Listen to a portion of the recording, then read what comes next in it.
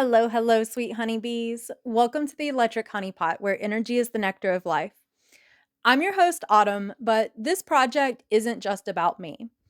It's about the collective human experience and all that it entails: the good, the bad, the ugly, and all of the magic that happens in between. I am a firm believer that changing someone's life could be as simple as having one conversation, and I am here to help get the conversations started. This podcast frequently covers heavy topics that may be triggering to some listeners. If you are sensitive to a variety of potentially traumatic subject matters, this podcast is probably not for you. I will also be speaking on spiritual perspectives and experiences. Remember to keep an open mind and take what resonates, but leave the rest. I am not for everyone, and neither are you. I trust that those meant to receive what I have to say will be guided here. Let's get started. Real quick, I just want to say that I'm excited and nervous for this episode. I have been tweaking the way I've been approaching my episodes for the last month or so that I'm feeling really good about. I'm a gifted conversationalist when I'm not being recorded, but the moment I know I am being recorded, it's like a mental block goes up that disrupts my natural flow. Writing scripts has really helped me feel better about what I am creating, even if there aren't many people listening right now. I'm a writer at heart, and I love deep conversations that get me thinking.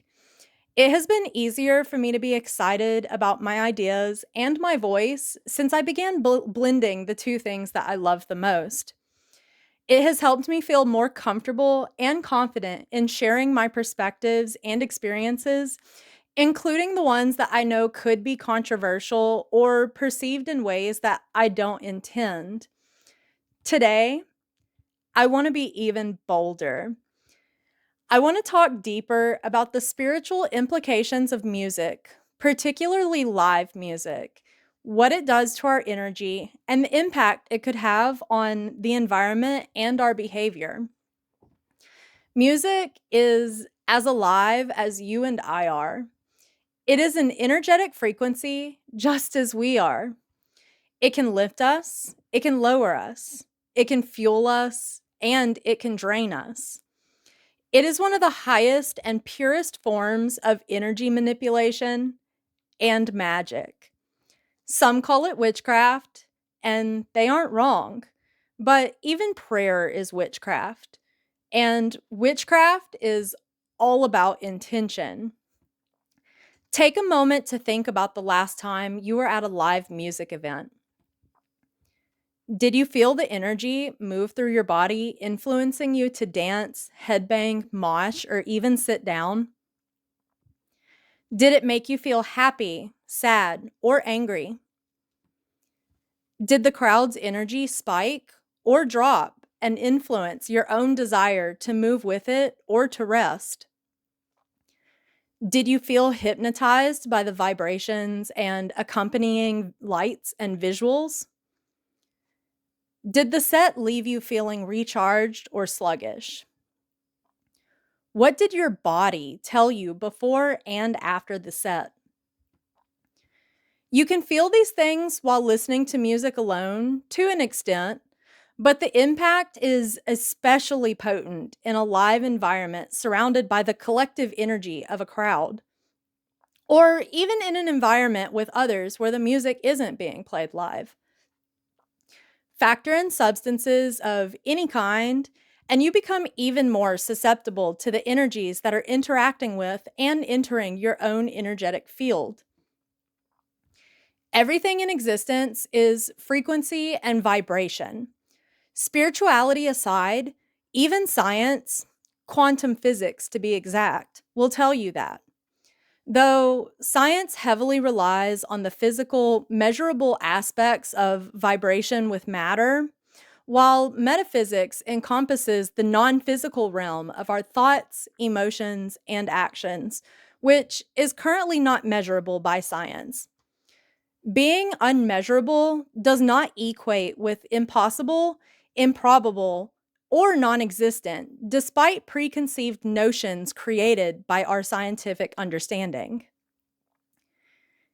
Have you ever walked in a questionable area after dark and had an unsettling feeling that you should not be there or something is about to go wrong? Have you ever been in someone's presence and just had a feeling or knowing that they should not be trusted?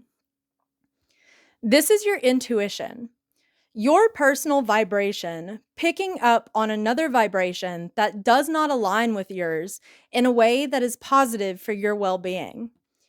It is an innate survival instinct that we are taught to ignore from a very early age as we go through trauma at home, assimilation through school, and grow into a world filled with subliminal and even blatant psychological programming. I am sure you've heard people talk about being wary of low vibrational people because they can lower your own vibration. Music can have the same impact, amongst many other things in our lives, such as environments we live in and frequent, the books we read, the movies and TV shows we watch, and even the food we eat. Some people will say, it's just music, it isn't that deep. But many things in this world go deeper than the matrix programming would like you to know, and music is one of them. When you aren't conscious of your own vibration or the vibrations around you and how they impact you, you are more susceptible to their influences. When you fail to swim any deeper beyond the surface level you were taught to tread in, those with more awareness and a greater ability to swim will have greater power over you, whether you realize it or not. I'm not saying any of this to instill fear or to tell you what you should and should not consume or to participate in. My intention is to encourage you to be more aware of the ways your body tries to communicate when something is not meant for your highest good. I encourage you to think deeper about the world around you and how it may be impacting you on a subconscious and energetic level. I hope to empower you into becoming more of an independent, free thinker rather than just following trends and what others tell you is cool and safe and what you should and shouldn't believe. There are people in this world with awareness that would rather you stay in the dark, not questioning anything, so that their ego may continue to benefit from your ignorance, whether it's through money, fame, sex, or power. Keep in mind that some people may lie about who they are and their true intentions behind what they do, but their energy does not lie. If something feels off, trust yourself before you trust someone outside of you. Your spirit is your true guide, not another human being. I'm not even asking you to trust me. If my words do not resonate deep in your soul, please do not take what I have to say to heart or use it as guidance within your own personal life. I believe there are even some that aren't conscious of what they are doing, perhaps with spiritual attachments and entities that occupy the unseen world influencing their behaviors and actions. I touched on this briefly in my episode about attending Dead Rocks in Colorado this year as I spoke about personal demons, which we all have. Song and dance have been used by many indigenous communities, spiritual communities, both modern and ancient, and religions for millennia to connect with spirits and realms beyond this one. Shamans enter trance states using the hypnotic, primal beat of a drum to see into the spiritual realm to both call upon spiritual helpers and to banish parasitic entities that are feeding on the life force of a host. Just as both light-natured and dark-natured people exist in this world, so do both benevolent and malevolent spirits that we're capable of summoning the presence of through our sound rituals. People drink and take substances to dance in trance-like states to rhythmic beats, just as shamans do, opening themselves up to the spiritual plane. This blend of spirituality and technology is part of New Age Techno-Shamanism, and festival culture is blending the technology of the present and future with our primal roots of the past. Problems can arise when we aren't aware and mindful of what we are doing and when our intentions are not right. Psychedelics are not toys the way many people treat them. They are powerful medicines and tools of divination meant to be respected and used with care and intention. They are portals that connect us to things beyond what we think we know about reality. Entities of all kinds are drawn to settings with large crowds that generate enormous amounts of energy in general. Music festivals, in particular, are giant spiritual playgrounds. You may feel the presence of lost loved ones with you. You may feel what some describe as angels or demons, which I personally just believe are blanket terms to describe the energetic signature of various spirits. Substances of any kind make us more receptive to energy outside of ourselves, and our own energy becomes more vulnerable whether we are aware or not while under the influence. These events draw in many energies and entities the same way it draws in people from many different walks of life. The stages are massive altars. The visuals are like the items placed upon the altars to invoke specific spirits. The artists are preachers at the podium giving their sermon made of song. The crowd worships the music with their energy. Music is the mind of God, but it can also be the mind of the devil, since both are found within each and every one of us. From my perspective, things get a bit dicey when we begin to worship the performer and give away our personal power by praising the power they have over us. We really don't know who they are on a soul level, what spiritual forces are guiding them, or their true intentions. Idol worship is about ego, not spirit. And if you ask me, the music industry, just as many other areas of life, is full of ego. You don't have to agree with me or believe me, as forcing anyone to think the way I do is not my intent. Some people are going to call me delusional and say I have spiritual psychosis, and some people will laugh at me. And that's totally fine. We are not all on the same frequencies, awakened to the same levels, or evolved to the same degrees in this lifetime. We are all on our own paths with our own unique perspectives and understanding of reality, walking each other back home in our own unique ways and time frames.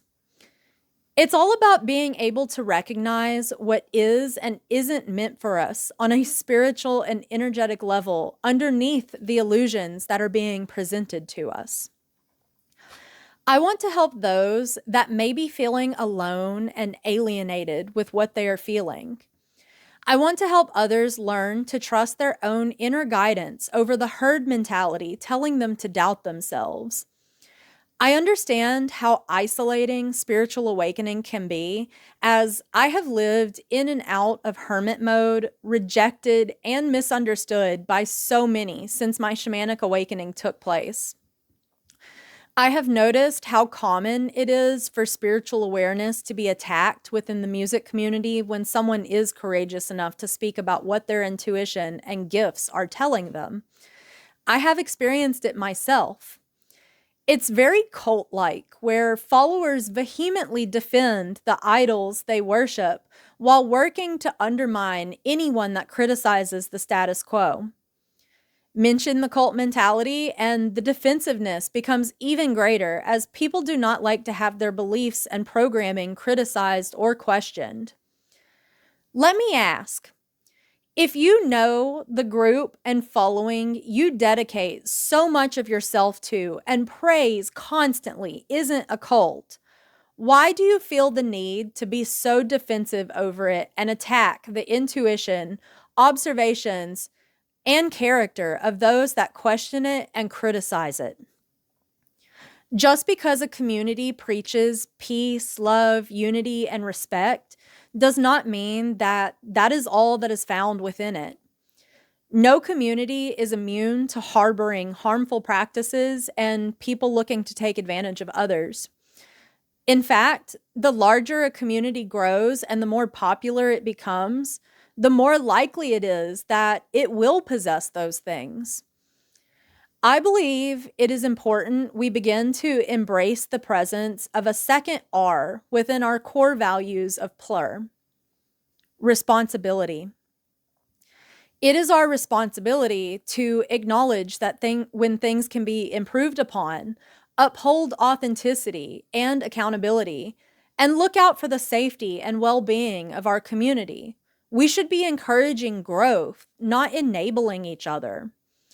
Criticism and skepticism is healthy. I am not negative for observing. I am not negative for questioning and speaking out about my concerns. It makes me a free thinker with autonomy in a world that I know is full of psychological programming that attempts to sway who I am as a person, what I believe, and how I should spend my energetic and physical resources. Being attacked and ostracized did not change who I am or what I know, even if it did scare me into hiding my gifts for a while.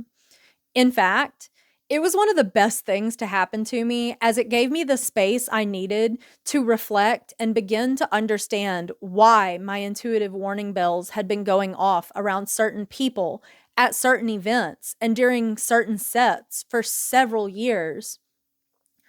Authenticity is the highest vibration, and it is possible to feel when others are being inauthentic and have self-serving intentions. I could feel that things are not truly as they seem beneath the surface, and the further away I got from it, the clearer everything became. This is how deprogramming works. I have seen Reddit posts talking about this very subject, specifically in regards to raves. Users asking if others sometimes feel negative and dark energies around them, or if they feel like they're part of some kind of hypnotic, dark ritual at times. Some describe not being able to move, feeling heavy, dizzy, nauseous, and exhausted beyond just physical, as if their energy has been sucked from them. I personally have even been able to feel the presence of parasites crawling on my skin during certain events and performances, even as a sober raver. And trust me, I am aware how insane that sounds. The comments always consist of other users discrediting the ones that experience it, telling them to lay off drugs, it's not that deep, it's just music. Others may crack jokes about devil music and make jabs about spiritual psychosis, while asking others not to feed narratives about the EDM community containing devil worship.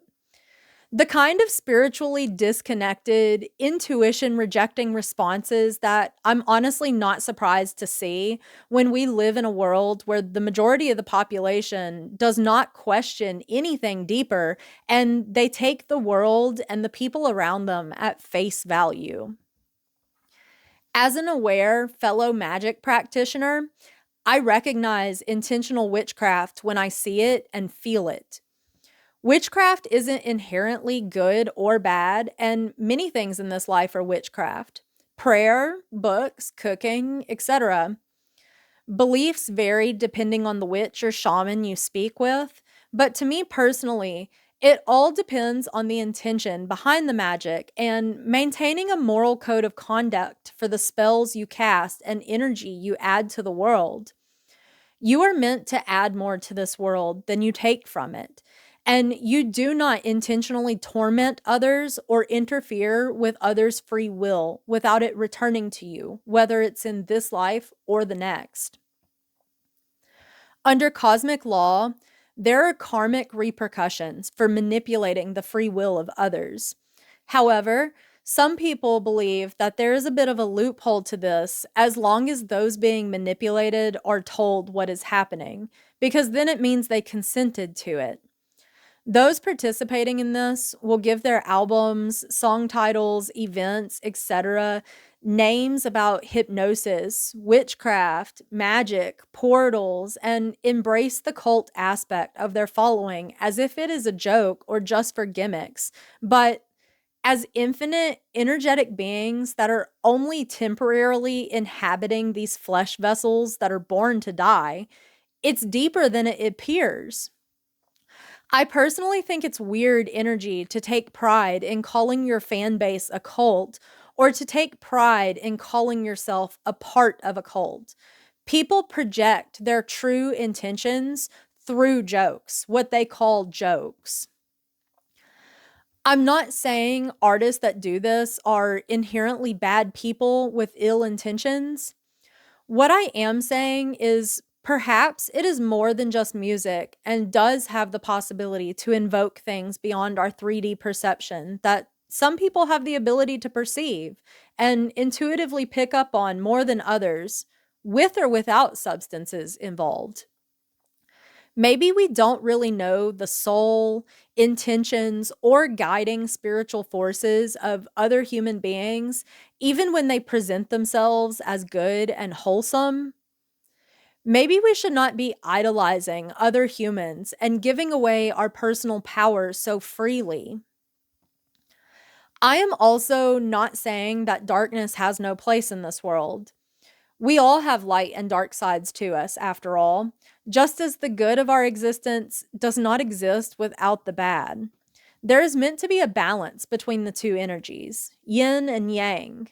However, our world is currently incredibly imbalanced as we transition from the Kali Yuga period, and the darkness seeks to infiltrate spaces that are holding great amounts of light.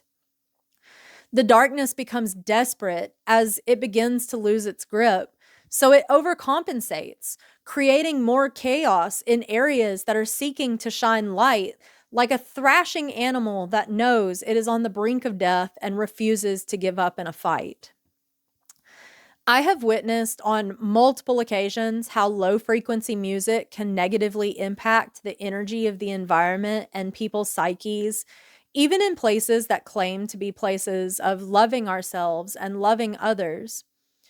On more than one occasion, I have witnessed substance abuse increase during hypnotic sets and misfortune increase once sets that intentionally perform dark mass hypnosis rituals of the crowd come to an end.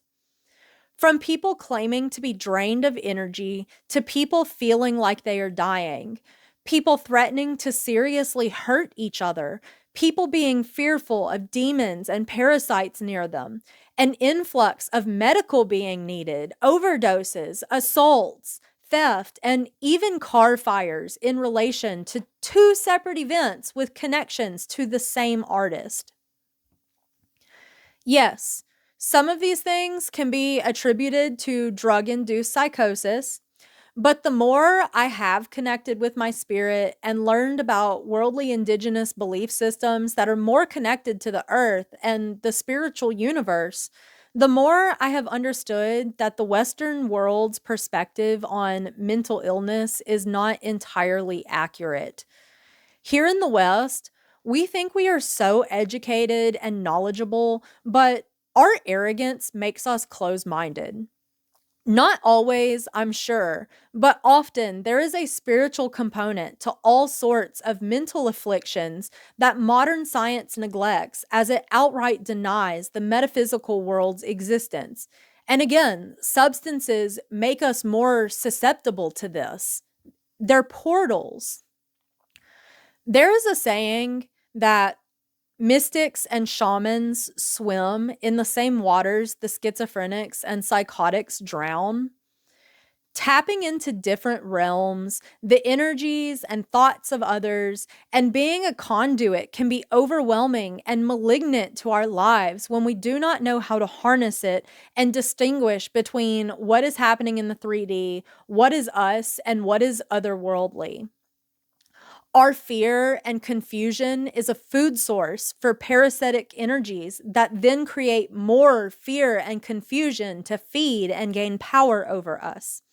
This is even true with those that don't tap in as deeply. Just look at how fear and hatred has created even more fear and hatred within our world. We live in a world that we have complied in designing it to benefit parasites, exploiting people and the earth, lifting dark triad personality types into positions of power, control, and leadership, where they create hell on earth for those below them to suck even more life out of other beings. This world is not what we have been told it is, and it's full of energy vampires. Some will claim the things I have observed are all coincidence. I no longer believe in coincidences, only synchronicities. The universe speaks a special language meant only for those with open minds and hearts ready to receive the message. I observe and recognize patterns. I listen to my body and the subtle inner guidance that I receive. I trust my spirit above all else, and you should too. The devil is a liar, and it's not some red beast with a pitchfork deep underground surrounded by fire.